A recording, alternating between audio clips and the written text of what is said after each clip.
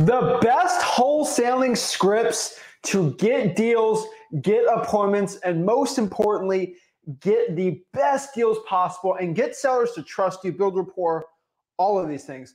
What is up, guys? Zach Ginn here, and in today's video, I really want to break down my ultimate scripts because I get so many newbies, so many beginners in wholesaling real estate that they just, I'm just going to say this frankly, they're just not good following the script. And I can tell you guys what the script is a million times, but a lot of you guys have troubles just keeping up with the script. So what I want to do is really give you an impromptu conversation today and really a refresher on what my entire scripts are and what you should be telling your sellers to get deals in wholesaling real estate. Because I think some people hear it or they hear someone in the comments say it or might brush it over during a video. But I don't really think I've done one video in a while of just breaking down my scripts. And that is what I'm going to do today. That is what I want to break down. That's really what I want to share. So before we get into it, do me a big favor. Make sure you smash that like button and subscribe, guys. Really appreciate everybody that's been subbing to the channel lately. But hit that like button, y'all. Make sure you hit that subscribe button. And let's get into it. And let's really share exactly my scripts, guys, and really break everything down. I think so many people get really confused in wholesaling real estate on what to tell sellers. And I really do believe that talking to a seller is actually not as complicated as it seems, because so many wholesalers, they get so consumed by it. And really what I'm going to break down is what makes a script really good. Because again, so many people, they do follow my scripts, but the worst part about it is they'll follow the script, but they won't say it the right way, and I think a lot of people get really confused with this. So let's break it down. Let's get it going. Let me just check the audio is working here. So let's do a quick audio check and we'll get it going, guys. Let me know where y'all are coming from. Love to do it. Gurus are crying right now because we are live breaking down wholesaling knowledge that they couldn't even get. Is crazy. So gurus are crying right now because we are live breaking down wholesaling. Oh, it's working. So we're ready to go, y'all. So let's break it down. Let's kind of break down the scripts, what we got to say and everything like that. So without further ado, let's talk about it. Let's get it going. And let's really share what the scripts are. So the first thing, and I think this is the biggest question I get from a lot of beginners out here, but it's like, Zach, when I'm talking to a motivated seller, when I'm talking and I'm trying to get a deal right, I'm trying to get the appointment right, what do I say? Like, what do I even know what to say? Zach, it seems like you have this crazy memorized script in your head of what to tell a motivated seller. And it just sounds so flawless when you say it. And the honest truth is, I'm not flawless when I talk to somebody. I think that's the first thing y'all have to understand when it comes to me talking to motivated sellers and doing deals is I'm not perfect. And me not being perfect is actually the best thing ever because I become myself. And when you can be genuine and true to who you actually are, that's when the best success is going to come out in your wholesaling real estate business. I think so many people, they really think they have to be somebody, right? And unfortunately, it's to everyone's detriment. So a lot of people, like they try to do acquisitions, they try to be like me. And the problem is I'm already taken, okay? Like I'm already me. You can't be me because I am me, okay? You can't have the weird interest in things like that I do, my obsession with wholesale. Like it's just different for everybody, right? So you just got to understand you're not going to be me. You have to be yourself. And you fit yourself perfectly. You do not fit me perfectly. I am not going to be a Grant Cardone guy. I ain't going to be this type of guy or gal. Like I'm not going to be that person, okay?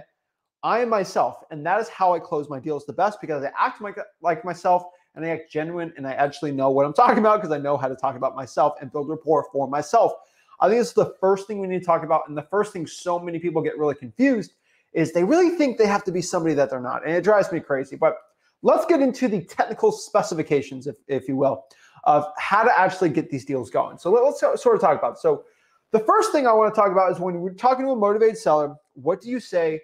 Everybody thinks I have this crazy scripts, this crazy thing in my head of what I tell a seller, right? This crazy thing I've memorized and I say these crazy lines and I'm reading off a piece of paper. Guys, when I talk to a motivated seller, I'm a big dummy sometimes. I literally just think of one thing. It's like one word or it's like an acronym.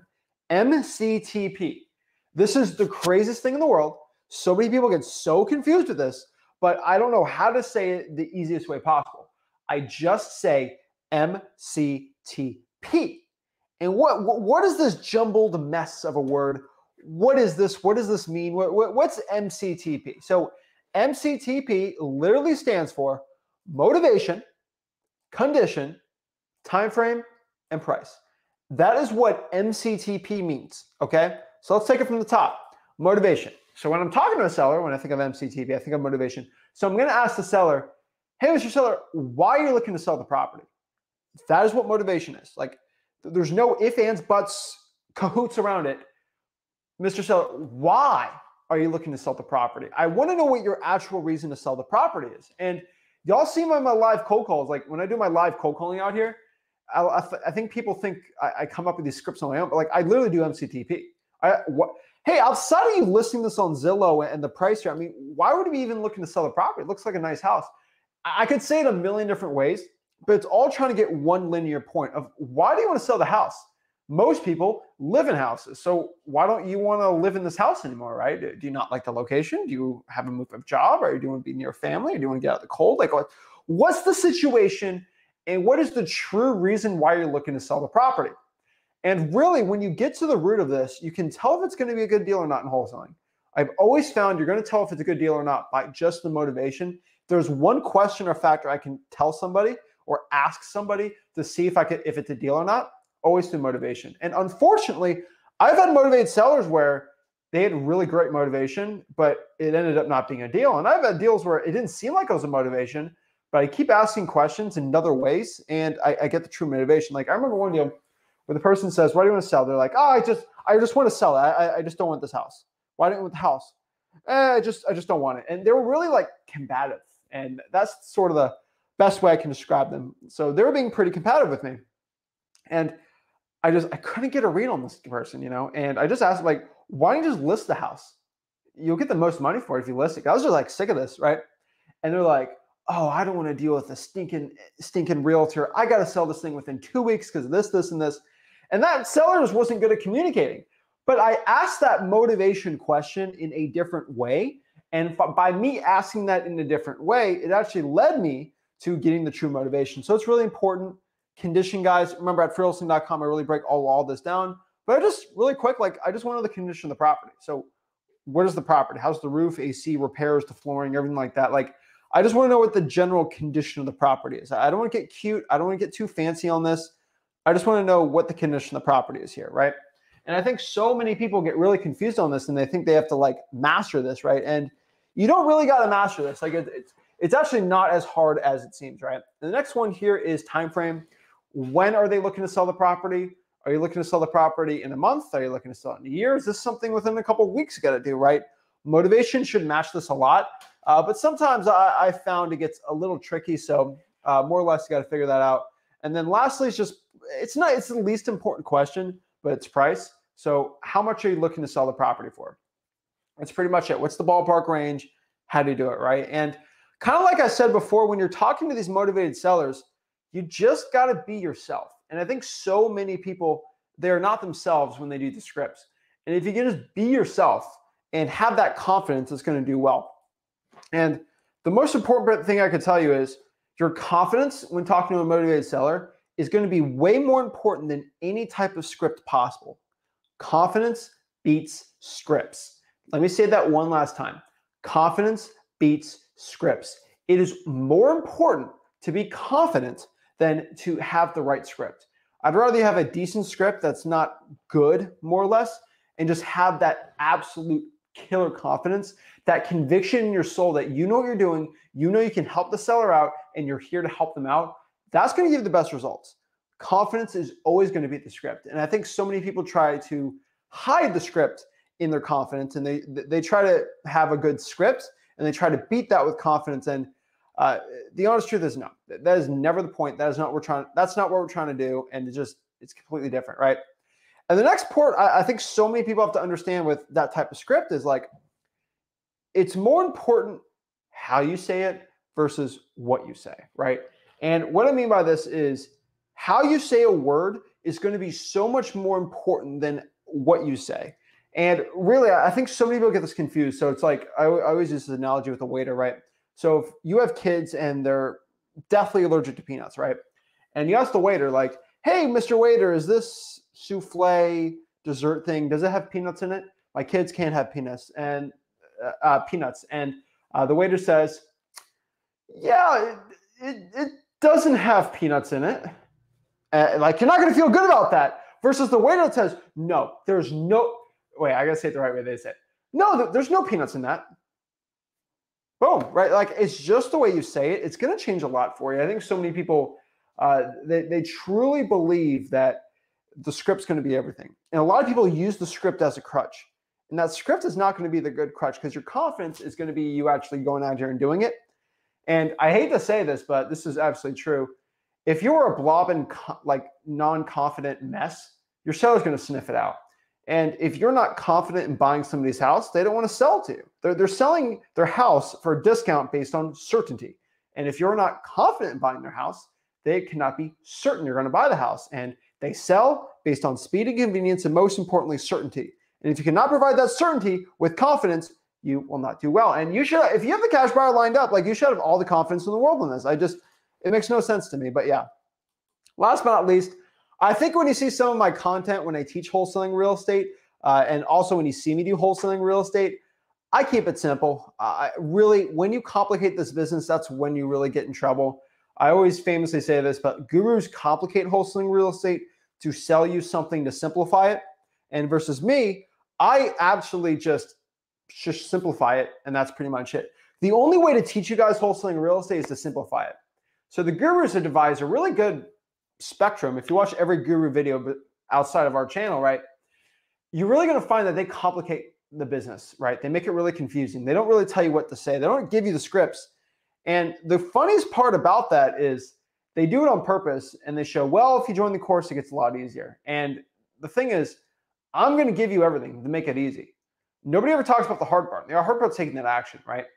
And the guru won't tell you until you pay 10 grand and they got all their money and they can't refund their credit card, right? It's so funny, but guys, you have to keep it simple, and it'll help you out so much. So let's kind of get in the script really quick I used to get the appointment and then close the deal. We'll break it down, guys. If you want to comment below any questions, I'd love to answer them.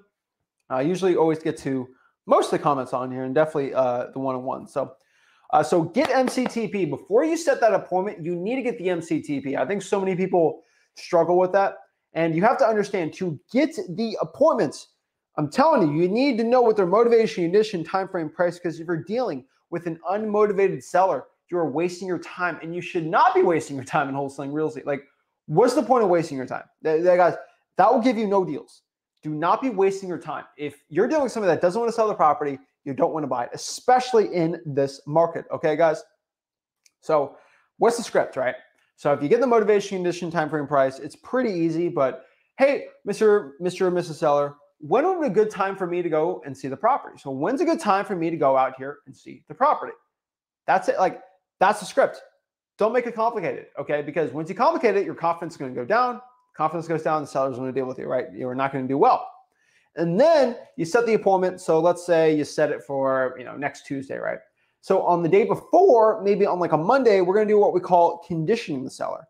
So we can condition the seller for a yes or no decision. So how does this go? What's sort of the script on this? But pretty much the script is, I don't want to waste your time, Mr. or Mrs. Seller. So before I go out there, I just want to ask you, are you ready to make a yes or no decision on selling the property today? Or are you ready to make a yes or no decision when I go out and see the property? If you don't ask this question, you're going to get the worst possible answer potentially on your appointments. So when I go and give an offer on a seller, there's 3 possible answers they can give to you. Yes and no are the most common ones. The worst one possible is what we call a maybe. So yes, no, or maybe. Those are the 3 possibilities a seller can give to you.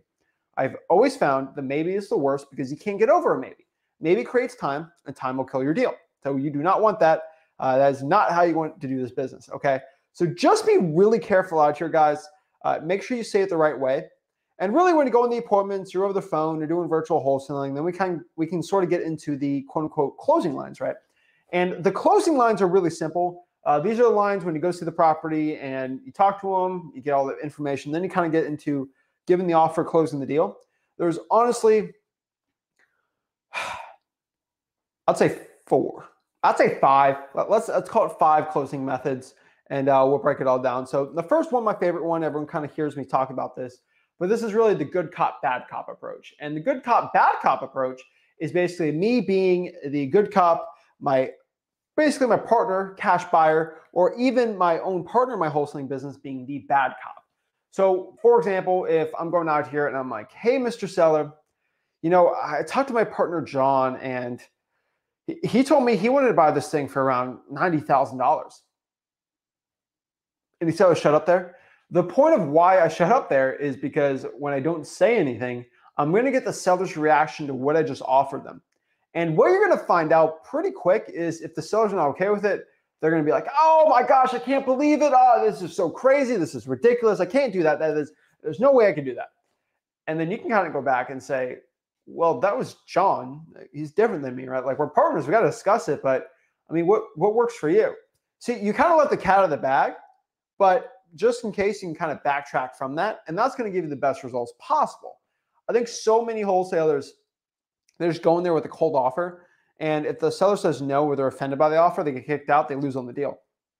And this is pretty much one of the most surefire ways not to get in trouble with a motivated seller. And it's just going to help you out the most. I just think so many people, they don't do this method, and it's very important for you guys to do it, right? The next one here is the low ball with reasons, right? Hey, Mr. Seller, based on the amount of work I have to do on the property, based on the roofing, basically the lawn I got to do on this, and all the maintenance, I got to get rid of this tree. Really got to update the kitchens. It's going to cost me $20,000, $30,000. I mean, based on all that, Mr. Seller, I'm probably going to be closer to $90,000 on this. Now, you give reasons. It's not a bad offer, right? I would prefer the good cop, bad cop. This is why I showed it first. But there's other ways to do it, so it's not the end of the world. Again, you can use the dollar bill method, which I don't really have a problem with. I've used it plenty of times and definitely works, right? So the dollar bill method, guys and gals, is basically the method of you saying, hey, Mr. Seller, how much are you looking to sell the property for? Oh, I have no idea how much I want to sell the property for. Okay. Well, would you sell the deal for $1, right? And I think I botched that one, but like, hey, Mr. Seller, I mean, would you sell this deal for $1? Or would you sell this property for $1? And the reason is because once they say that, you say it so comically, they're like, no, I wouldn't sell it for $1. Well, would you sell it for $2? No, $3? $4? I'm not selling it for $3. Well, you definitely have a price in mind that it's not $1. And then you kind of go from there and negotiate from there. And then the last one, probably one of my favorite ones, is the volley method. The volley method is actually, it works really well. I think a lot of people get really confused about the volley method. The volley method is kind of like you're playing volleyball. So, hey, Michelle, how much are you looking to sell the property for? Oh, I have no idea how much I want to sell the property for. Well, I mean, if you did know, what would it be? Oh, I don't know. Well, if you were going to sell it, what would it be? Obviously, you have a price in mind. You keep volleying it back and getting the price first, or just ask them what the price is, and then boom, they'll give it to you. Negotiate from there, meet in the middle, get logistics on there, then you're good to go in there. It's really important, guys, that you use those type of closing tactics. The ones I always see is, let me talk to my financing department. So we'll go talk to them, and we'll see if you qualify for the cash offer on this. Guys, that don't work, all right? I think so many people try that, and it is literally one of the worst ones. It really separates the personal touch on this business, where it ain't going to be the best one on here. So the last and probably one of the most important parts you guys have to understand this is, and I think not a lot of people talk about this, but sometimes you just have to walk from a deal. If the numbers don't work, if it's above your MAO is your max allowable offer. Let me say that one last time. MAO is your max allowable offer, your maximum allowable offer, the most you would allow to offer the person. Once you go above the max allowable offer, that is no longer a max, okay? That's not the maximum. So just understand this, guys and gals, that like you can say what you're, create that MAO and don't go above it, right? It's like when I say create a schedule, stick to it, make that MAO and don't go above it, because in this market, you can wait people out. This is all part of the follow-up game. If they want to sell for too much, have a great day. I can't do that. Basically, so, hey, I can do 90. Oh, I can't go above 130. Okay, well, 90 is my offer, and let me know if that works. Okay, that doesn't work. Call them back in a week. Well, are you ready to go for 90? If not, I can't do this deal. Oh, I can't do 90. All right. Well, next time you talk to me, my offer will not be 90 because of the interest rates. Everything is probably going to be closer to 80, maybe even 75. And then boom, they'll call you back. Usually they get a little more desperate, and then boom, you get it for that low price. I'm telling you guys so much. If you do not, guys, if you go above your MA, you're not going to do deals. And I think so many people get really stressed out over that. So many people get so sad over that. But I tell you guys straight up, walk away. Sometimes you got to walk away. Okay. It's like playing poker to a point. If you walk away, you'll be fine. So guys, that's pretty much it to a point. That is really my script. I can go into a little more. I can complicate this thing like crazy, but I really don't want to complicate this business for you guys. I truly believe those are the scripts that work, and those are the scripts I highly recommend for you guys. And if you have any questions, remember guys, at freewholesaling.com, my free real estate wholesaling course, I can teach you everything you need to know about wholesaling real estate absolutely for free. It is freewholesaling.com. So let's see what I can do here. Let's see what questions y'all have. I'd like to answer some questions really quick and see how I can help the people out today. So without further ado, let's kind of, where's this one? Hold up. There we go. All right, let's sort of answer some questions we got here and really see what I can do to help the people out. So Luis, newbie in Port St. Lucie, love to partner. Yeah, you got any deals in Port St. Lucie, let me know. Reach out to me, DM me. My team loves PSL. I mean, pretty close to it. So definitely got a really good deals going on there. So I'll probably be tomorrow morning over there just checking on some flips we got going on. But yeah, love to see it. Love to see it. Love everyone. Dallas, Myrtle Beach, Detroit, West Palm, New Orleans, North Carolina, Maryland. I love all the areas everyone's coming in at live. That's awesome. Love to see it. Love to see it. So this is a really interesting question I got here. And this is definitely one I do get a lot, right? So it is, Zach, do you recommend finding buyers first? I actually, in this market, I still recommend getting the deal first because getting the deal is, I'm not gonna say harder, but there's still a decent, it's, in my opinion, it's just easier to find a buyer than a seller. Still today, at this point, it is easier to find a deal. It's easier to find a cash buyer than a deal. So honestly, my best advice for y'all is just go out here, get a deal, and then find the cash buyer. It's still gonna be the most effective economies of scale if you really want to do the economies of scale on this. But it's ultimately up to you. It's whatever is most stressing you out the most, right? I think some people get really stressed out over the cash buyer side. So, I mean, that's fine, but don't get too stressed out over those things. Justin says, MCTP is always in the back of my head when talking to a seller. Always know what questions I ask or need to ask. He knows what's up. Love to see it. Let's see. Luis says, what is the first thing to get started? Go to freewholesaling.com. If you're in Port St. Lucie, I'd recommend you draft for dollars, but that's just my opinion, guys. It's money, okay? Swordfish, I think I've answered this before, but I will say it one last time here. If you are wholesaling real estate, make sure you get 2 deals first before you get an LLC. There is literally no point in getting an LLC before you get 2 deals, okay? Literally. No point. I literally see no point in it, okay?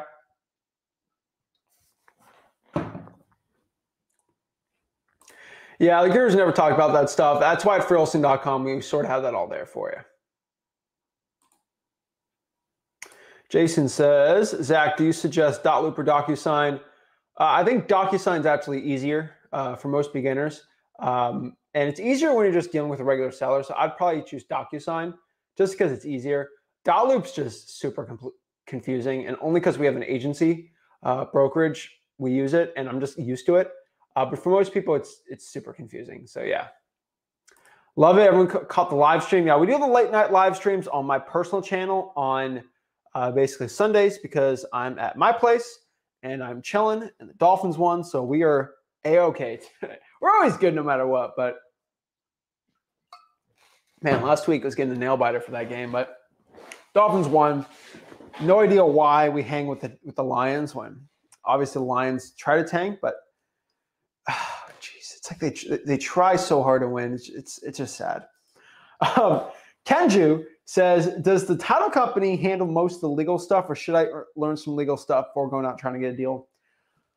So legal stuff is a different thing, right? So it depends on what state you're in, obviously. And I'm not a lawyer, legal advisor, any of that stuff, but what I honestly can tell you is you should know what you're legally doing, and you should know the legal stuff on wholesaling. That's why you should go to freewholesaling.com, learn all the legal schmeagle stuff, right? And a lot more good law advice there because it's curated like content. scripted perfectly, so I can't blabber about something stupid. But what I can tell you with knowing what's legal, just go to freehousing.com. We'll break it down. And honestly, you should know what you're legally doing because you are legally putting properties under contract. These are legally binding agreements, but since they're legally binding, you can sell them. So it's kind of a, catch-22 on there. But yeah. Jim, what is up, Jim? Jim says, being in Canada, do you have any ideas how to find who owns a property when the property is owned by a corporation number? If it's in the United States, yes, you could search it. You can kind of go to the mailing address. In Canada, I can help you. So yeah. I can, but I know the United States a lot better. Reggie says, lock out my first deal tomorrow, $5,000 spread. Congrats, Reggie. Love that. Love to see that. 5K spread thanks to you. Hopefully everything goes to plan. That's awesome. Love to see that. Congrats, man. Love to see the wins out here. So, dude, I consider if you could send me deals, we split them all day. Like, I got no problem with that. All right. All right. Got Rick Ginn on here. Love it. Love it. Love it. I don't think he's doing anything either. The Dolphins already won, so not much to do. I think the Packers and the Bills are playing, so the Bills should destroy him. That's just my guess. Do the score real quick. 27-10, just like I thought. I don't even have to watch half these games because I already know what's going to happen. 27-10. Aaron Rodgers he lost his magic. I mean, he's got no receivers, but whatever. All right. So y'all don't even have to watch Sunday Night Football. You just watch this instead because I'm just guys, every single time the Sunday Night Football's come up, and I've just told you he's just going to win the beginning. I think I've been wrong once out of like 12. Okay. And I know when the Cowboys did it twice, I'm like, all right, Cowboys losing every time. They can't play at night. And I was right every single time. Only time the Cowboys are good during Thanksgiving. Y'all Cowboys fans can hate me, but I am like 10 out of 10 on my Cowboys predictions. I knew they're going to win today because, So, yeah. So, Crux, what is up, says, in regards to signing the assignment virtually and using a runner at Cash Buyer, why not use an e-signing service? I use the runner to take the pictures. So, the e-signing service is used for the assignment and then the purchase and sale agreement. The runner is basically for pictures and to bring the cash buyers to the appointment. So, you can't use the e-signing service to do a walkthrough. Let's see here.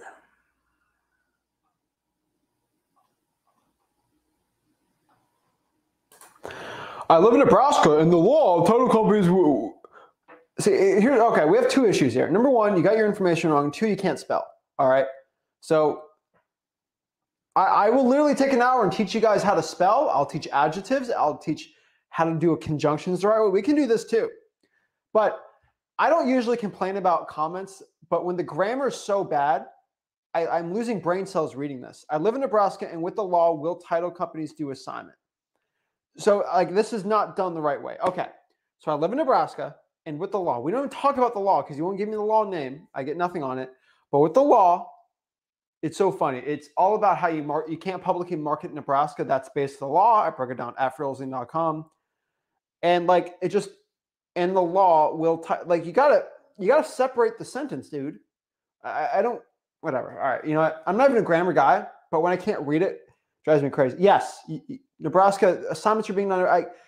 People send me, I remember one this week from Lincoln, Nebraska, of a guy got his first deal and he's not licensed. Like assignment, I think I have like 30 cash buyers in Lincoln and Omaha between those two. 30 title companies I can send to you. All right. Like, it's all good. It's when these gurus yap their mouths and try to scare you and, oh, you should get licensed. Oh, you're licensed? Join my brokerage.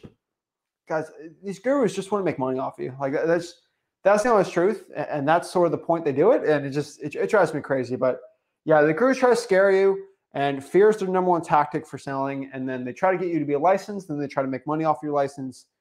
Y'all know how it goes. It's just selling a course with extra steps. That's what these gurus do. Colin says, in a perfect world, I could maybe go about $5,000 below that price you said, but we are not in a perfect world in these rising rates. I am about 15 below. Yeah, don't go 15 below. Go 30. Screw it. Go 40. It's called the low ball. You should get stressed out okay? You should get stressed out on your offer. You should go for the no. If you're not stressed out over your offer, that's not a good offer, okay? Like your stomach should be in knots for saying that offer. And that is always what I found. The more stressful I've gotten on the offer, the more money I make, right? Club Talks, what is up? Zach, I found a neighborhood of trashed houses, a lot absentee. I skip trace, but to be honest, I'm concerned about finding a buyer for the area. What should I do? Well, call some buyers up, see if they want to buy that area. Keep it simple. MAO formula, it is at, where do you think my MAO formula? My MAO formula is at freewholesaling.com, but really the MAO formula is pretty much if the property is under 120K ARV, maybe 125, do 70% or below, 80%, 120 to 200, 2 to 250, maybe 83%. Now, 200 to 3, use 80%, and then, no, 120 to 280, and then 200, let's say to 300, use 83, then 300 above, use 85. That's still the right one. The issue is people have issues because they go after the ARV from 6 months ago and they say, oh, Zach, your thing doesn't work. What? Your MAO's off. You know, my guru told me to do 30% of ARV. Guys, okay, that's ridiculous. If you're pretending like the ARV is the same as it was 6 months ago, then yes, use your stupid guru's new thing. But honestly, what I can tell you is the ARV still stays, the formula stays the same. The only thing that changes is ARV because ARV goes down. So if you use those multiples with what ARV actually is, it's good to go. I can only tell you that because I actually know what the ARV on properties are because I'm good at calculating this. This is what I do, okay? I just think it's so funny.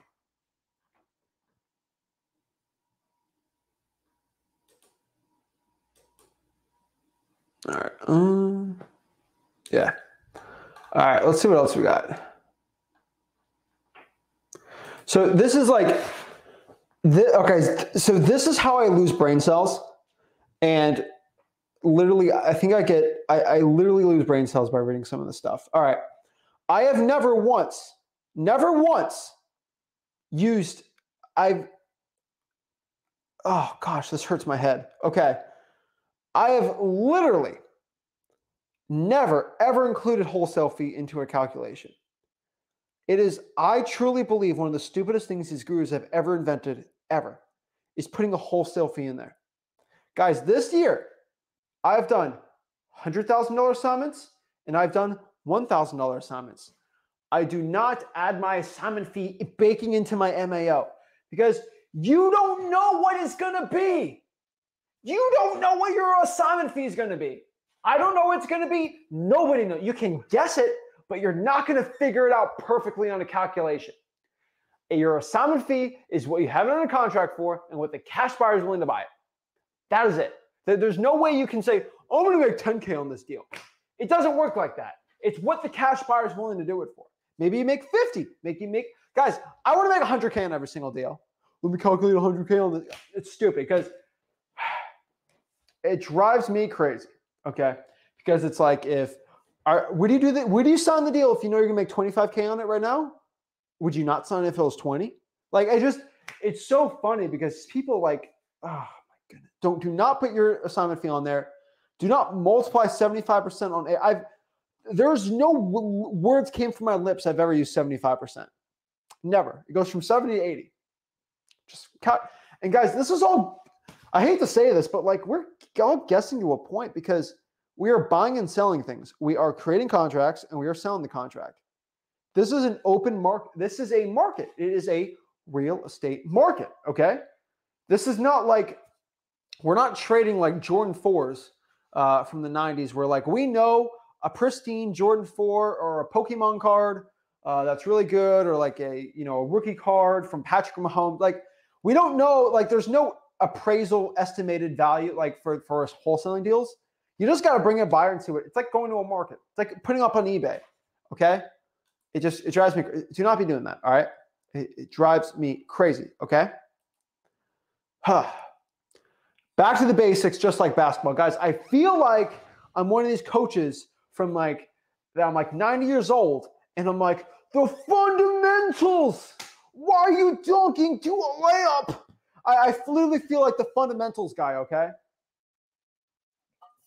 If y'all ever played basketball as a kid, you had that fundamentals guy who shot his free throw was perfectly like Larry Bird, like, you know, it's like, right? Like the fundamentals, like, okay. Like, I feel like the fundamentals guy on this. Like, nobody shoots like that, okay? Jordan never did it. It's just ridiculous. But, like, I feel like the old guy saying, you got to stick to the fundamentals of wholesaling. None of this fancy 360 dunking stuff. None of this Kareem Abdul-Jabbar hook shot. We ain't doing this. We're doing layups. It's just, I literally feel like that guy because y'all are just saying, Zach, you know, can I try to shoot half quarters? No, okay. Do not try to shoot a half court shot. I don't understand this. I feel like one of these old coaches. Maybe this is the case. I don't know, but it's driving me crazy. Okay. Thomas says, so can I get a deal with only the EMD? I have 3 days to pay that, and I could get a Gator lender for that. I don't know what a Gator lender is, and I do not care what a Gator lender is. Considering I see they're using an animal name next to a name I never heard about before, I'm guessing somebody's doing something, and you already know what I think of when you put animal names with new terms in real estate. I already know what that's all about. Okay, I already know what the animal terms are. Okay, oh, it's the swordfish method. It's the which way can I name it? Like, give me an animal. It's the lizard way of wholesaling houses. It's the lizard cold call. Whenever I hear a lizard or I hear an animal name associated with something new I haven't heard about in real estate, I already know what it's going to be. Like, I already know what's going to happen, and just understand that. Once you see that, right, I can't use examples anymore because I think of examples. I'm like, wait, a guru to use that animal for an example. So it drives me crazy, but I got no issues with it. It just drives me crazy when I see people do that. So it's just, it is so funny. Oh my Lord. Kenju said, Zach, when did your hatred for gurus develop? I don't know. I think when I learned what ethics were, that's, I think, when it started. When I learned what ethics were, I looked up ethics. And once you start learning what that is, it gets interesting. So you learn what charity is, you learn all that stuff. I guess that's when it started. I don't know. Honestly, I'll tell you the honest truth. When I figured out all these gurus were actually broke, I've had some gurus in my local market, and then I literally found out they were broke. They never did any deals, and title companies literally told me, like, that person hasn't done a deal in this many months, and they only use us for title company. I'm like, oh, huh. I just started realizing, and then I started, like, really, people were exposing these gurus to me, and I really figured out how broke most of these gurus are. There's some gurus that are legit, we'll tell you that, but I would say 95% of it, they're all pretty broke, and it's pretty sad. But yeah, I wouldn't say I have a hatred for gurus, but these gurus are broke, and it drives me crazy, and I can't stand these broke gurus. They drive me insane. Romeo. Hey, how you doing, Zach? How's Connecticut? Connecticut is still the same. Not much. I actually did my first driving for dollars today, so I thought it went pretty well. Awesome, man. Yeah, I was going for about 2 hours, and then I stopped at an open house to talk to a realtor, and then we ended up talking for like 2 hours. So I got his contact, and then talked to him. Bro, it's a waste of time. What? A waste of time with the realtor. No, I know. I at least got his number and told him to, like, send me any lead. He gave me a couple of vacant properties though, so I was able to get a few. I can give you vacant properties all day. You need to deal with buyer's agents, not listing agents. I'm just letting you know. Yeah. So yeah, I just had a couple of questions quick, and then I was wondering, would you mind going through a quick cold call role play? If you had. Sure, man. All right, perfect. So back to that agent I talked to, I was talking about, like, sending him any leads that I have that they want to go back on the market. If I was to do that, what's a good, like, percentage to ask for out of that? Like, if I was to send them, like, hey, they want to go back on the market. Send you a deal? What? For sending you a deal? Either way, like me sending them, like if I'm talking to a seller and then the numbers aren't working, and then I suggest they sign with a realtor instead, and I recommend them to the one I talked to today, how would I go? Like, what's a good percentage to ask for out of that? Like, hey, I mean, you're in Hartford, so if these are really cheap real estate, what's the average ARV you're going to be dealing with? Around 350. 350, yeah. Yeah. What is that, 10 grand? 5, 4 or 5? Okay. Why not? Okay. And then so I remember we talked earlier in the week and you said it's better to go 50-50, especially with winter. I watch a lot of your for sale by owner live calls. How do you like come up with a number so quickly? Is there like a quick formula you put in? I know you've been doing this for a while. I do a general ARV and I just lowball as hard as I can and see if they bite. I assume for someone like me, it's better to like say I'll call them back and actually take my time going through it instead of like no. Okay. I try to get with the lowest possible the seller's even going to even consider. Yeah. And then I kind of deal with what to do after. Okay. That makes sense. Yeah. No, like I just want to know what the lowest they're actually willing to take is, and then I'll decide if it's a good deal or not for me. Okay. And is that around like 0.75 you go for or 0.7? I always say I'd try for 0.75. And for most of those deals, that would be a $30,000, $40,000, $50,000 reduction. Yeah. And it's attractive enough to a cash buyer because I hate to tell you, but most cash buyers on Zillow Fizbo, they're going to instantly see what the listing price is, and then they're going to judge it from there. Yeah.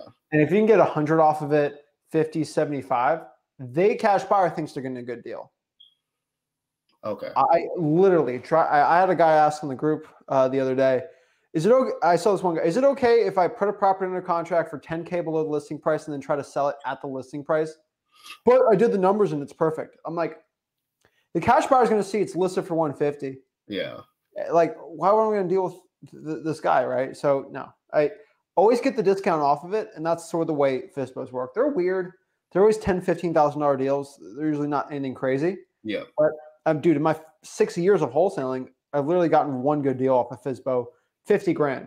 The rest were $10,000, $15,000, $25,000 deals. Yeah. No homers in there. One, but yeah. Yeah. Okay. I got you. And then my last one quick, I think you said this earlier. I might have missed it.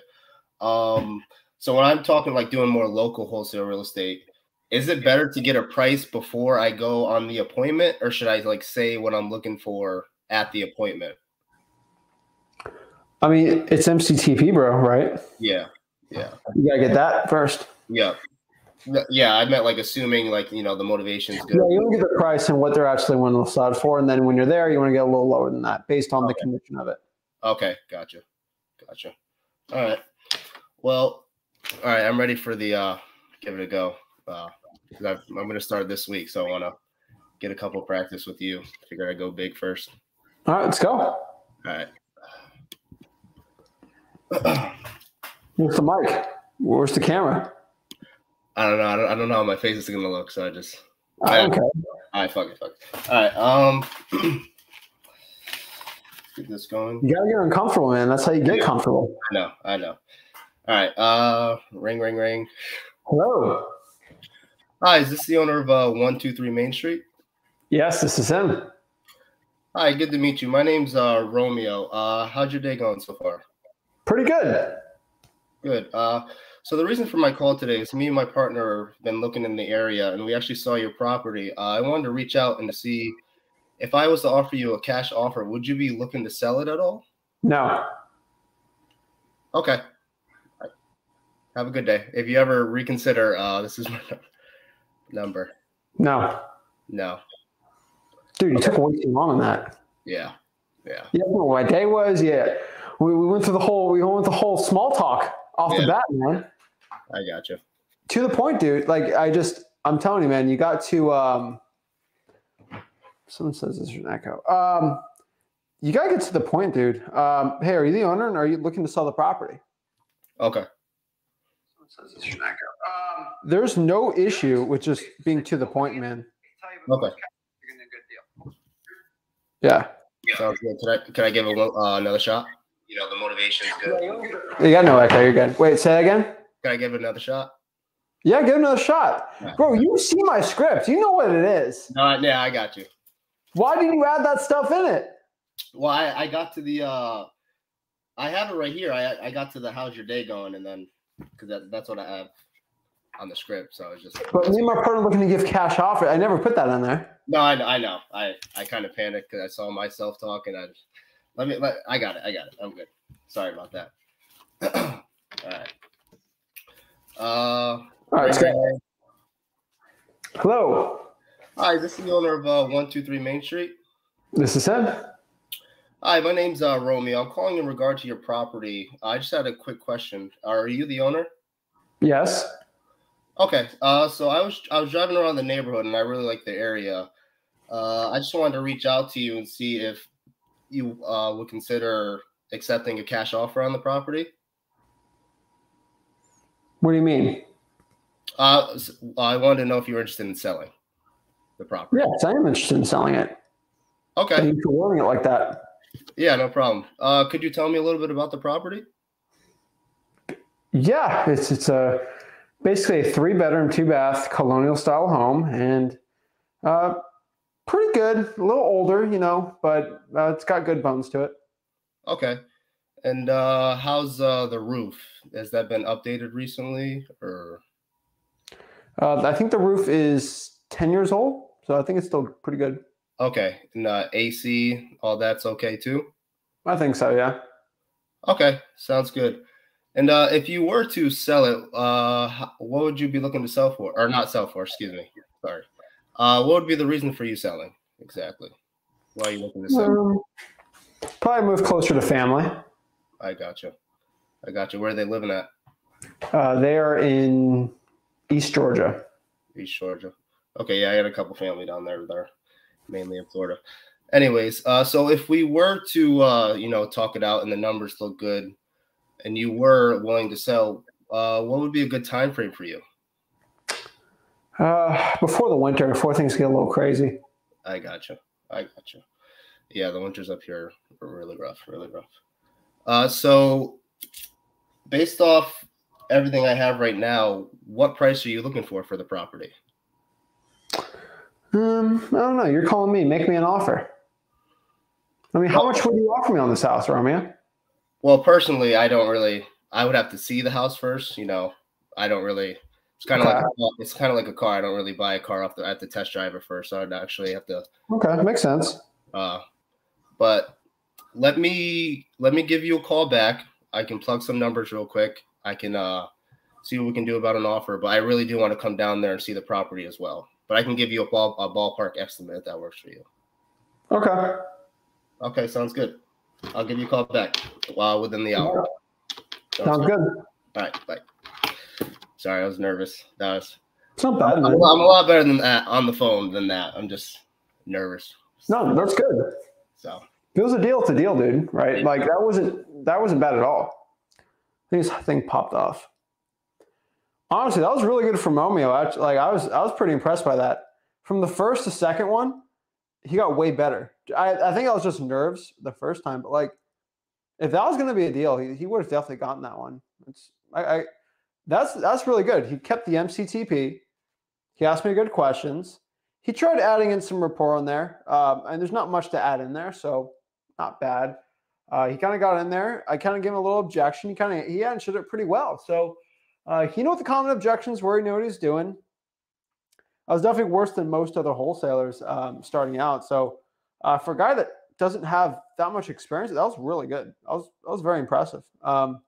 He definitely go out there and do really well. If Romeo want to hop back on, I think he's seeing hop back. There he is. There you are. That was really good, man. No, sorry about that. My Wi-Fi went out. No, that was really good, man. Okay. Yeah, I have a couple leads this week, so I wanted to call them. You kept it simple. Yeah. You stuck to the script. You tried adding a rapport when you could. Yeah. I didn't have many chances for you to add it in, but you took the opportunities he had to you. Yeah, I would do it more in person. I'm better in person than over the phone. So I would. Yeah. So that was good. It's always tough when they don't give you a price off the bat, right? Yeah. But not bad, man. Yeah, I remember really your car thing. I didn't word it exactly how you had it. You're not me. Yeah. You're you. No, I know. Yeah. Right? I gotcha. That was really good. Did I say a lot or anything like that? I would have told you if you did. You didn't, man. That was good. You know why you didn't say a lot? Because you stuck to the script. You didn't ad-lib anything. You weren't trying to add That's when like people notice like you're not confident in what you're saying. Yeah. You know what you're saying, right? Okay.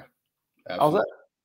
All right. Well, that's basically all I had. I appreciate you taking the time for that. I'll definitely call you again just to give it another. Yeah, dude, you got a problem with the seller or anything like that? You need me to call the seller? I'll do anything. I'm here to help. Okay. Sounds good. Thank you so much. Dude, you were better about 95% of every beginning wholesaler I know. Could you say that one more time? Sorry. You're better than probably 95% of new wholesalers. All day, every day. Hands down. And the other 5% were like professional salespeople for like 30 years. So that was really good, man.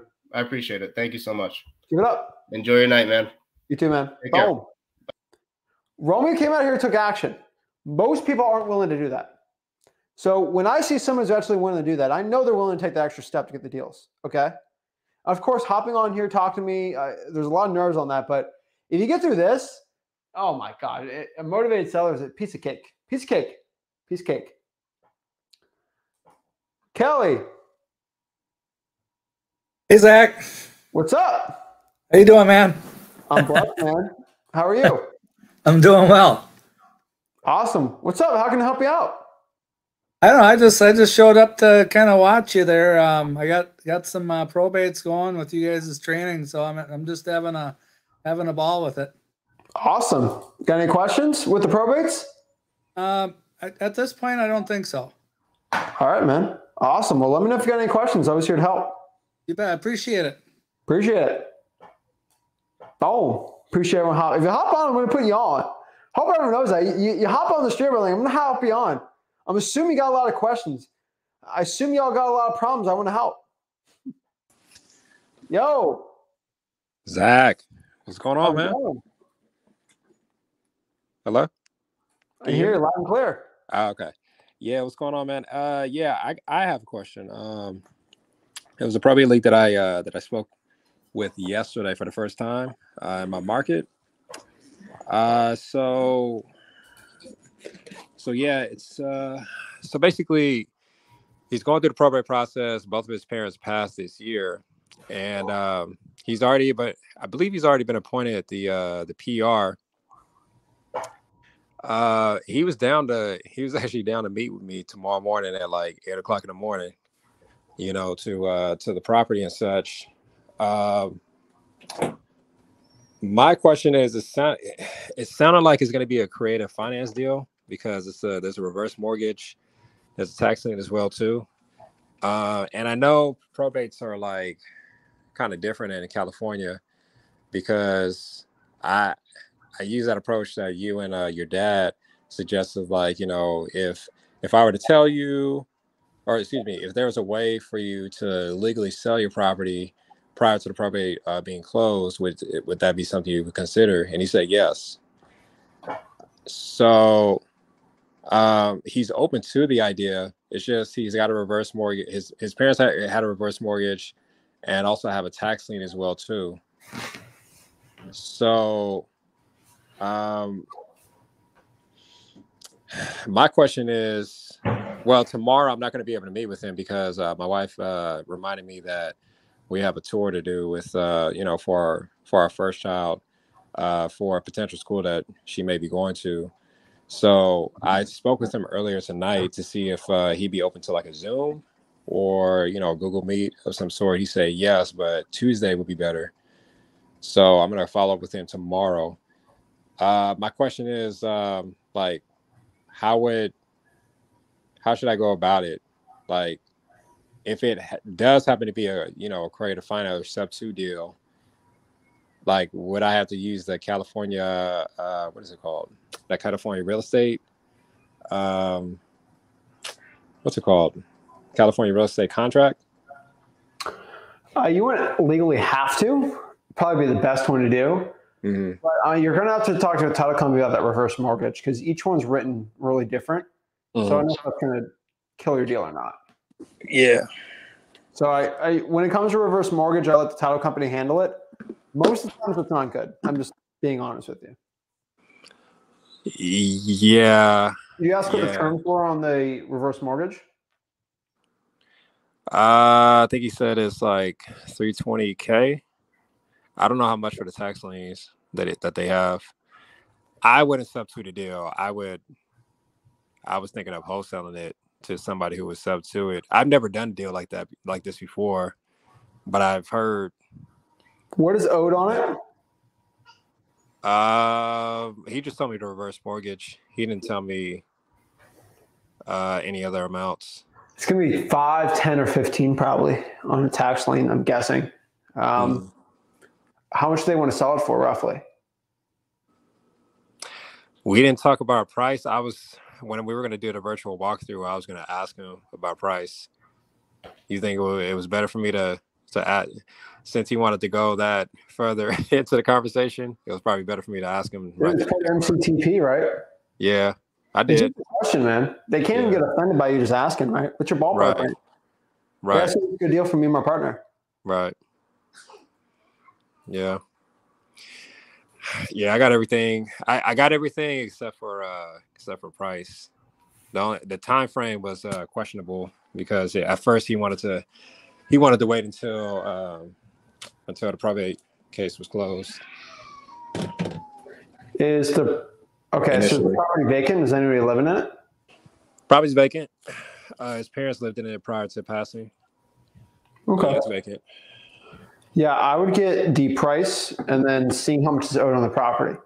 Because some sellers want way too much and it's going to waste your time. Kind of like I said before, you got to get all the MCTP. I don't want to waste your time. Right. Right? So ask them what the price is and how much is owed on the tax liens. You'll probably find it from the property appraiser website, though. Yeah. Yeah. And you're right about the title company. The cool thing is that the title company I connected with, like, the lady, she's willing to, go that far and knowing about, the property information and all that such. So I'll connect with them too. Okay. All right. That's fair. I'll keep you posted on that. I had another question as well too. I cannot remember. Yeah, it's been a long weekend. No worries, man. Yeah. Yeah. When I remember, I'll let you know. All right. Sounds good, man. I appreciate you, Doc. All right. Appreciate it, dude. Let me know if you got it back. All right. No doubt. All right. Boom. All right. Anthony. What's up, bro? What's up? How's it going? I'm blessed, man. All right, man. I got a question, bro. I'm like 2-3 days into wholesaling. I like it. I got a question. So we were cold calling and we pulled the pre-foreclosure list, right? I talked to this one lady. Bad idea. Bad idea. Bad idea. Okay. Tell me. Can you tell me? Yeah. Sure, man. But like, I'm just letting you know, pre-foreclosure lists are rough because they're behind on the mortgage, which means they're probably behind on their credit cards, which means they get loan sharks. They get the mortgage company calling them. They got the debt collection, and they never answer their dang phones. Yeah, that's what I know. That's literally why I jumped on. I was like, I'm gonna tell you, like, so I got on the call and I got some information. They're like, yeah, I got like 30,000 in bill payments and 22,000 in mortgage payments that I still owe. And I was like, okay. I was just like, okay, we might consider buying this property. I was just like playing along, and I was like, okay, do you have would you consider a cash offer? She was like, yeah, I'm willing to move ASAP. And I was like, all right. I was like, okay, let me set up an appointment, and me and my partner will look at the numbers, and we'll give you a call back tomorrow. She was like, yeah, that's fine. But the question was like, my question is like, what, like, would this even be considered a deal, or since she owes so much money? How much does she owe? So she says she owes 30,000 in bills and 20,000 in mortgage payments. Okay. And I don't know. Yeah, we went on Zillow, and it was like it's estimated at 80 to 90,000. I mean, you don't even know the mortgages though, man, right? Yeah, that's the thing. So we were. Sorry, I didn't hear that. Sorry. Yeah. So you just got to do a basic equation of how much do you owe and on the property. And that's pretty much it, right? And versus what your contract price would be.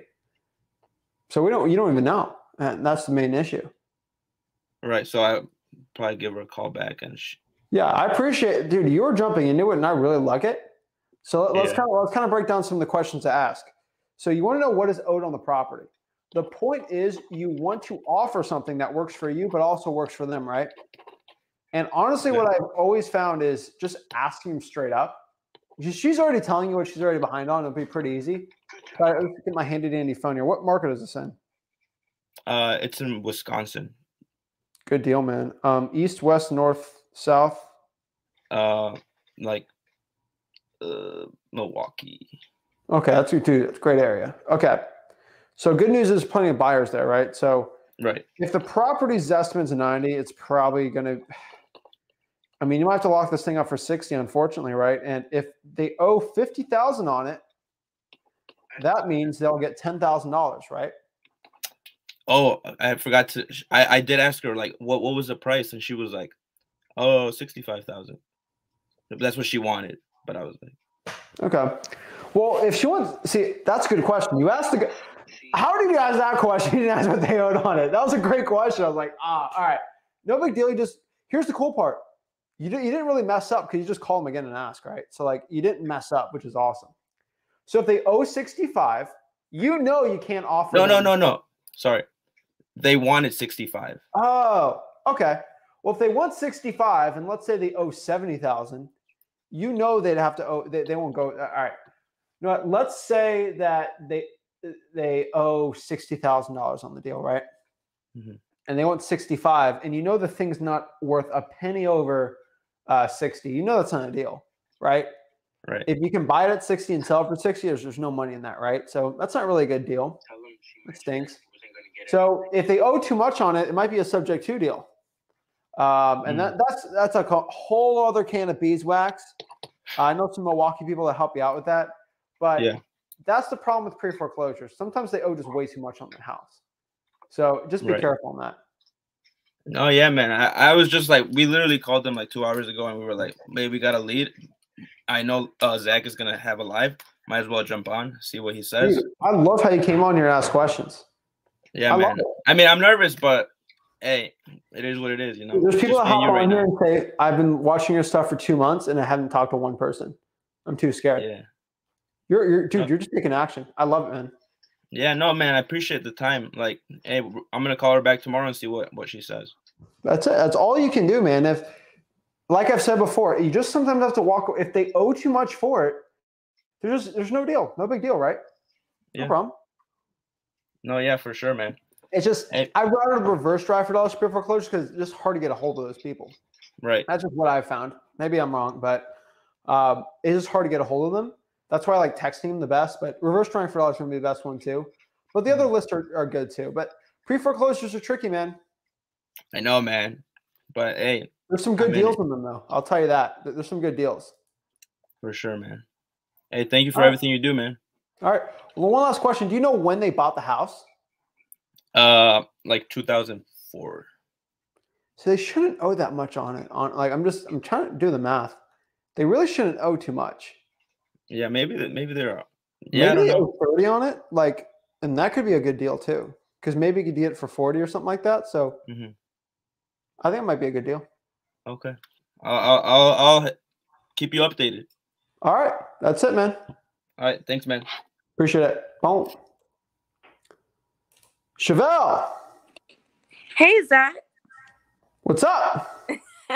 Nothing much. Just wanted to update you on how the call went last week. Oh, but before that, I finally got my code violation list. Awesome. Yes, I'm really happy about that. So yeah, I called the seller back of last week, and she was just making it seem like her property was in the middle of a bidding war, and she was just making up a whole bunch of stuff.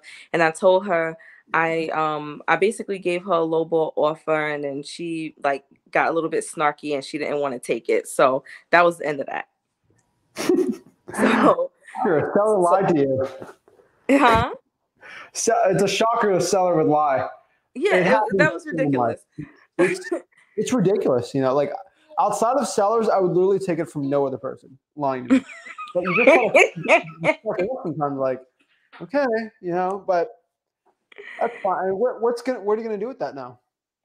Well, I mean, she told me if anything changes to give her a call back, and then I was like, no, if anything changes, you give me a call back. So that's just pretty much how we ended the conversation. Follow up in a month. I think you'd be surprised. Okay. I've seen sellers do complete 180s in a month. Okay. All right. I'll do that. And then I started speaking with another seller, and she's like, the house belonged to her brother. He passed away and went to probate. Then I don't know, somehow her mom got the house, but now her mom is in hospice care. Ooh. And she wants to get rid of the house like immediately because she doesn't want to deal with it for the winter season, because she said that they would have to like deal with the snow and just everything like that. She lives in South Carolina, so they're like nowhere near the house. So like she's very motivated to get rid of it.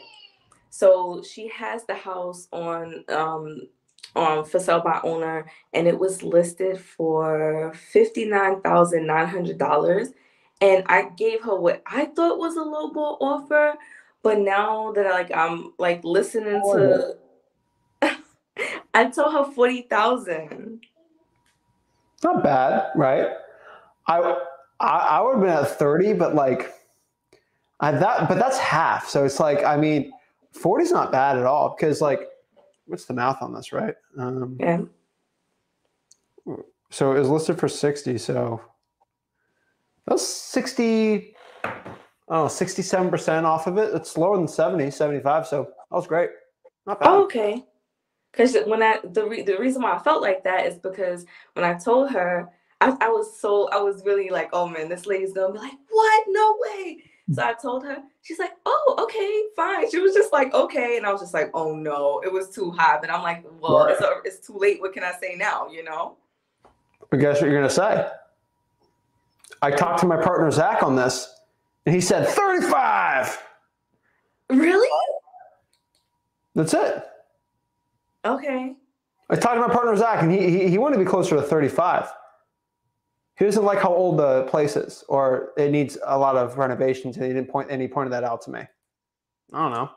Okay. Well, she did say that the garage has a leak in it, and there may be some foundational issues. She's not 100% sure, but she know said, about that.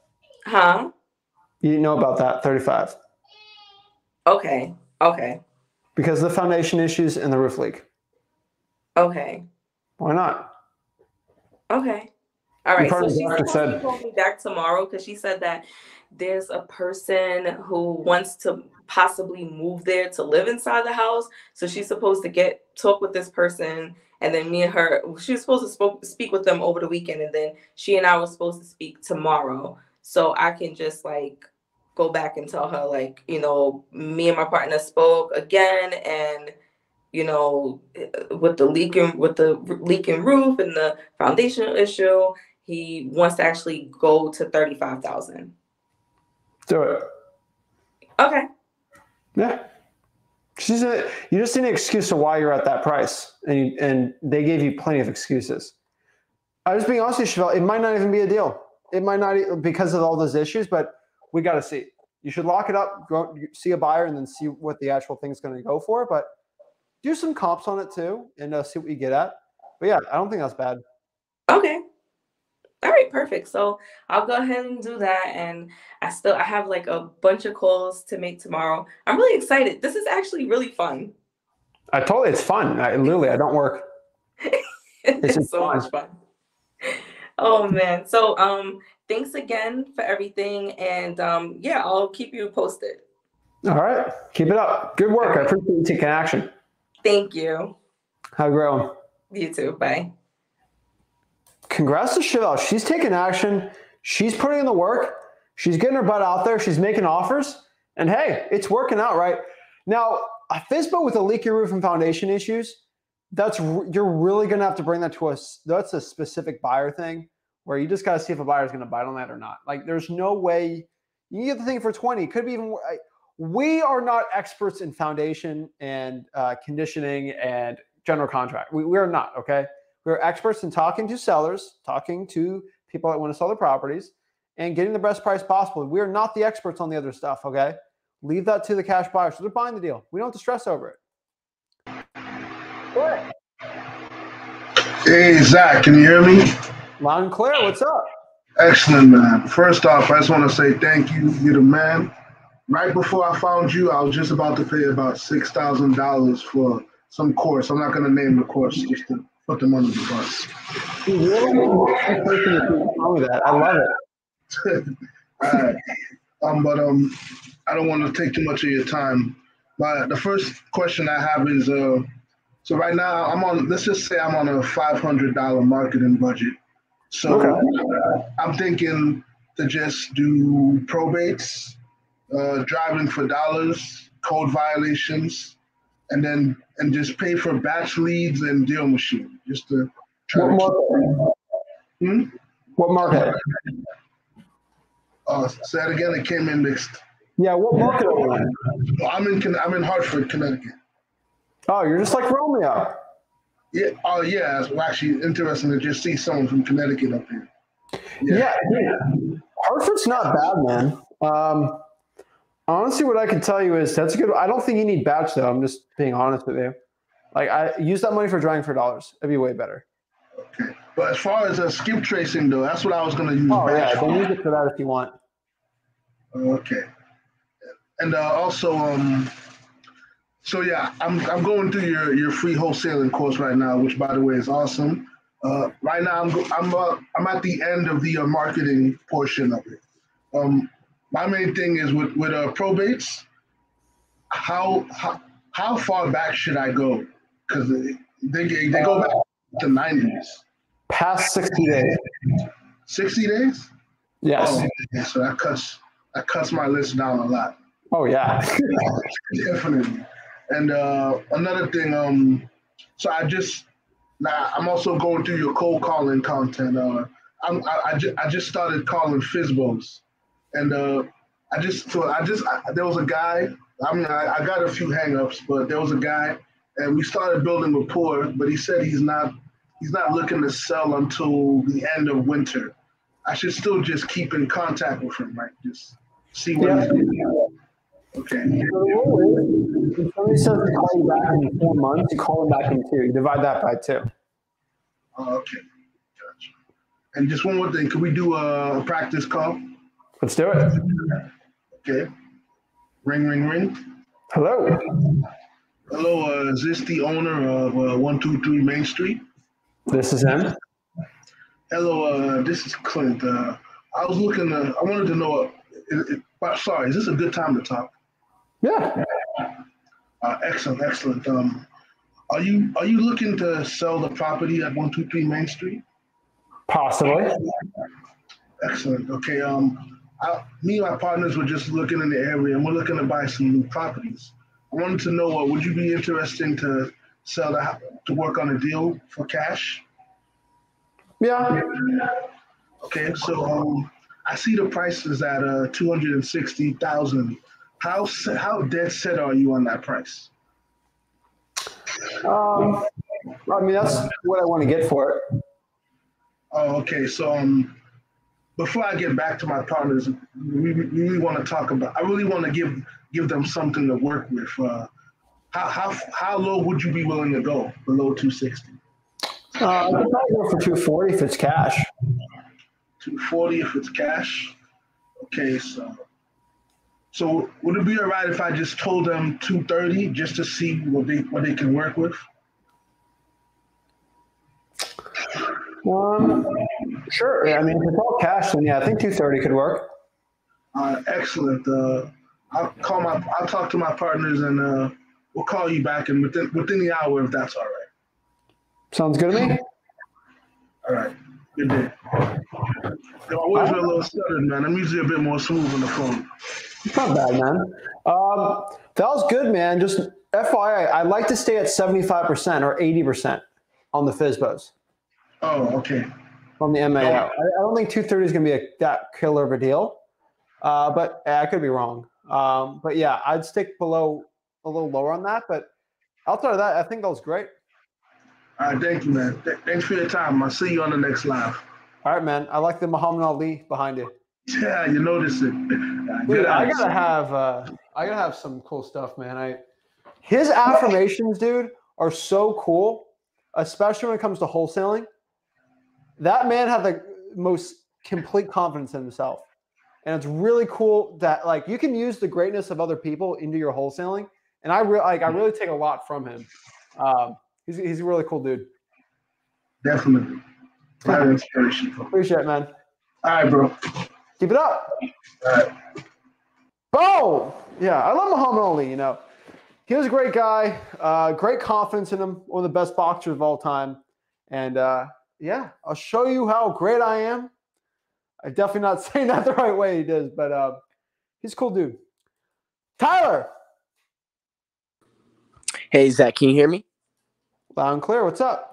I just wanted to hop on and see if we can do a role play. Sure, man. Yes, sir. Okay, so ring ring. Hello. Is this the owner of 123 Main Street? Yes.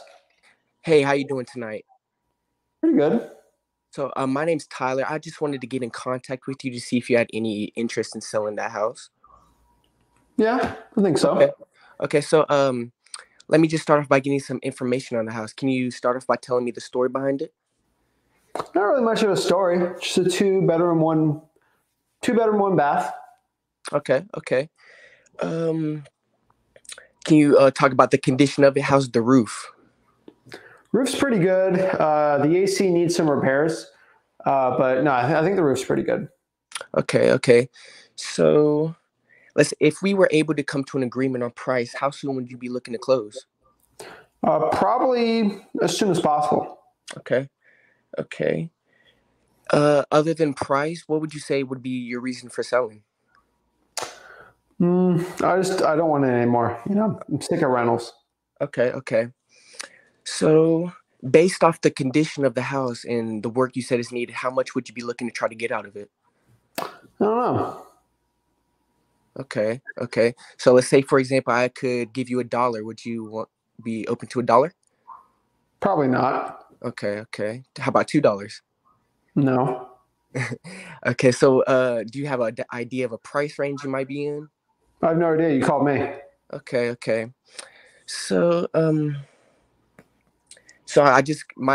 was texting my partner Zach earlier, and he's the one that sent me the deal. He said he wants to be maybe around 50,000. What'd you say? Zach who? His name's Zach Ginn. Okay. Yeah, he's my partner.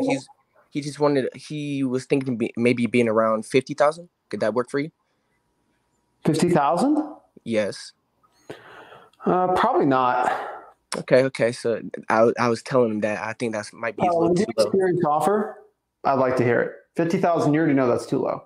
Okay. Yeah, that I agree with you. Is this that guy local? Like, does he know about the area? Like, what? How did he come up with that?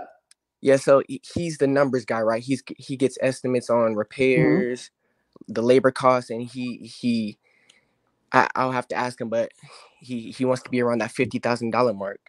So when you have a serious offer, let me know what it is. Say that again. When you're serious, let me know. That's not a serious offer. Yeah, I agree with you. That's I don't know what he was thinking there. Since that doesn't work for you, what does work for you? What? Since that doesn't work for you, what does work for you? I would be closer to 90,000. 90. Okay. So he's at 50. You're at 90. Could we try to meet in the middle around 70? I'll take 70,000 if you fire Zach right now. Get him out of your life. I might have to do that. So fine, we do that. Okay, if we can make 70,000 work, can you think maybe in the next week we can swing by the house and come see it? Sure. Okay. How does next Monday around 9 a.m. work? That should work. I just got to talk everything over with my wife. Okay. But I think everything should work from there. Okay. So how about I give you a call on Monday just to confirm everything, and we can go from there. Okay. Okay. Have a great rest of your night. All right. Thanks. How was that, Zach? Tyler, I was going to go with that price, man. We were clicking, we were connecting, but my wife is not okay with it, man. They didn't end up doing well. All the decision makers weren't there. Oh, yes, sir. Yes, sir. You're right. So, you can't give an offer without the yes or no decision, unless this is a FSBO. So that's good, man. You did. I didn't bite on the dollar bill, but you kept going, and you just went on another path. That was really good, dude. I appreciate that, man. I've talked to a couple sellers, and I just get super nervous, so I just wanted to hop on. I can tell you know what you're doing. That's why I was pushing you back harder than usual, than most people, because you know what you're doing. And I was thinking if you find a way around it, you did. I appreciate that. I appreciate that. Thank you. Oh, good. Thank you. Thank you. I like it. Just make sure you get the decision makers there. You got to roll too eager. That's what I think. Okay. And honestly, just make sure all the decision makers are there. You'll be fine. That was really good, though. Like, that was very good. Very rare none of the decision makers are there. I was trying to find a way to get out of it, and I found the one way. But that was fine. That was really good, though, dude. Like, honestly, I appreciate that. You're never going to have that issue. But, yeah, that was really good, man. Thank you. Have a great rest of your night, Zach. Thank you. What'd you say? Got any questions? No, I just wanted to hop on and role play with you. All right. I like it, man. Keep it up. Thank you. Yes, sir. Have a great rest of your night. All right. Yo. All right. Yo. Zach, what's going on? I'm blessed, man. What's up? Great. Thank you. Hey, reverse $4. That worked. What first sticky note I put on the house. I mean, I haven't gotten out of the contract yet, but I'm working on it. So I wanted to go with you through some numbers and see, what you think about it. Okay. So based on whatever I'm looking online, it looks like in the past 6 months, I could see that. I mean, there are mixed prices. It's like $150 a foot. There are $260 a foot. There are $200 a foot. So I went with a conservative price, which is $180 on the house, and it's like 1,220 square foot, and it comes up to close to 220 ARV. So how do you do the calculation? Do you do the ARV times, let's say, 75% or 80%, whatever, minus the repairs, or do you do the ARV minus repairs times the whatever the percentage you want to be at? So because there's a difference. Are you Agrant on YouTube? Yes, I am. I answered it. You drove me crazy. I've never saw. All right, so let me tell you what it is. All right, what area are you in? I'm sorry. What market are you in? Oh, like I'm in St. Louis, Missouri. St. Louis. All right. So in St. Louis, most your deals, unless it's in like a low income area, they're going to be between 80 and 83%.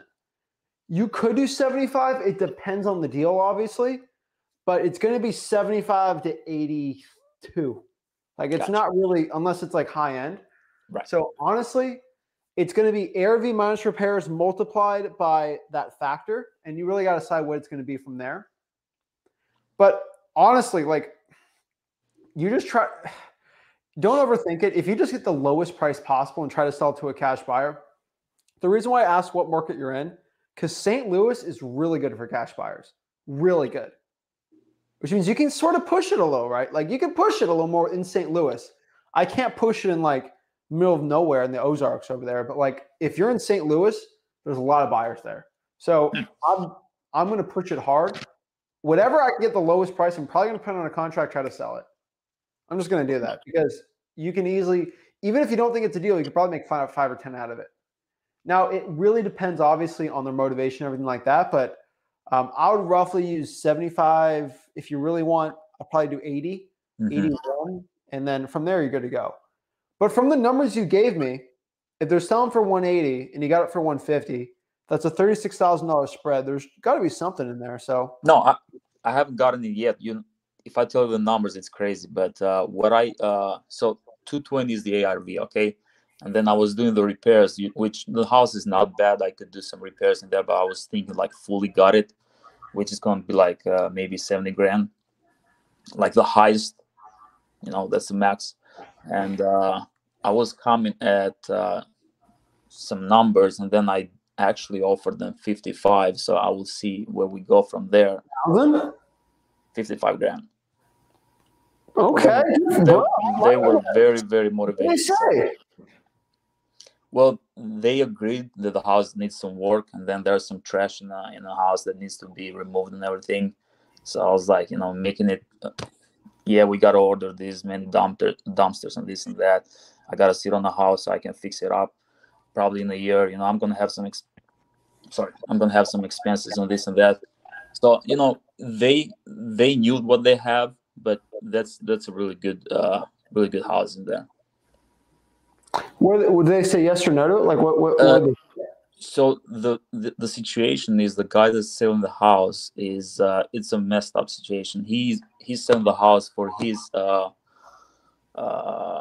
husband's ex-girlfriends, whatever, something like that. Okay. Yeah. Oh, so he has to call them and make a tell them, give them the offer and all that.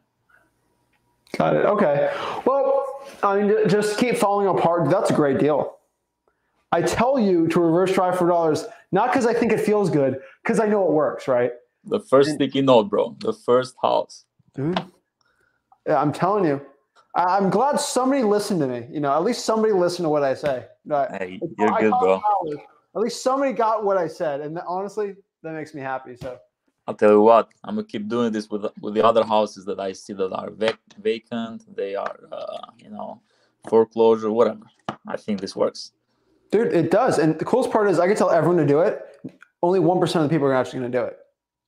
Yeah, it does take some. It does take some confidence to do it, but I was like, yeah, I'm gonna stop in here. What's the worst gonna happen? Keep it up, dude. And dude, I love it. How many sticky notes have you putting out? Well, that was the only one that I put, and I put this 2 days ago. I'm busy, I work a full-time job. I have a son, and but. All right, well, keep putting more out. You know what? If you got that from one, how much do you think you're going to do 100? I know, right? Well, I have them ready. I filled them up at home. I got like 20 ready, and I have them packed in there. So whenever I see these houses, I'm probably going to stop by and then, stick them on the door. Dude, I love it. You're an action taker. Thank you, bro. Good deal. Follow up like crazy. I'll keep you updated, okay? All right, let me know, man. Appreciate your help. Take care. Appreciate it. Peace. Wait, what's your name? Clarence. Clarence? Love it. All right, I'll remember you. Appreciate it, man. Take care. Boom! Boom! You see, he listened to me. It might be okay. Let me put this out here. It might be a good idea to listen to what I say sometimes. Because if you listen to what I say sometimes, you might get a wholesaling deal, and it might change your life. So obviously, player right there, he might not guarantee to get a deal there, but from one sticky note, you got a really good potential lead. And how much is a sticky note? What, 3, 4, 5 cents? Whoa, right? Like, whoa. So keep in mind, guys and gals watching this, listen to what I say, go to freewholesaling.com, and everything you need to know to become rich in wholesaling is there. The question is, are you actually going to take the action, and are you going to be willing to do what it takes to become successful in your wholesaling real estate business? It's ultimately up to you if you're going to do it or not. I can't make you do this, right? I can't make you go in there, put that sticky note out there, and get the deal. I can't force you. I can't make you. But what I can do instead is I can tell you what it takes to become a champion, and I can hope and pray you actually go out here and take what I say and go out there and take action, change your life. There's so many people that do it, and if you do it, you will become successful, and your life can change. But ultimately, it takes you to do the work. It takes you to get up in the morning and say, hey, I'm going to do what Zach says, and I'm going to get some deals, and go after it, guys. Remember, you think of Muhammad Ali. Let's end it with Muhammad Ali, right? You only remember his wins. No one remembers it. He had some bad losses. No one remembers the losses. They remember the great wins. They remember the legacy and the stuff he's done, right? And just think about your legacy, and do you want to be looked at something like that, right? You're not going to be remembered if you just sit on your butt all day and do nothing. You're actually going to actually have to go out here and do something. And Clarence did it. I love it. I love to see that stuff and love to see people win. So guys, if you got any value from this video, do me a big favor. Make sure you smash the like button, subscribe. Go below to freewholesaling.com, guys. I'll see you on Wednesday. So remember, this week, starting Monday, I will not be live on Tuesday or Thursday or Friday. We are only doing one live this week. That is Wednesday. I already did all the recorded videos for it, so it's going to be really nice, really cool. All the videos are recorded for the week, so they will be released on the channel at 5 p.m., 1 p.m. on the Zach Ginn channel. And there's Flip with Rick videos, Zach Ginn videos. There's going to be actual exclusive content being put out for the week, so you guys don't miss any wholesaling information. We're doing one big live on Wednesday. But yeah, guys, that is it. So I appreciate it. Rick will be live on his channel tomorrow. And yeah, appreciate it. Make sure you guys hit that like button and subscribe. And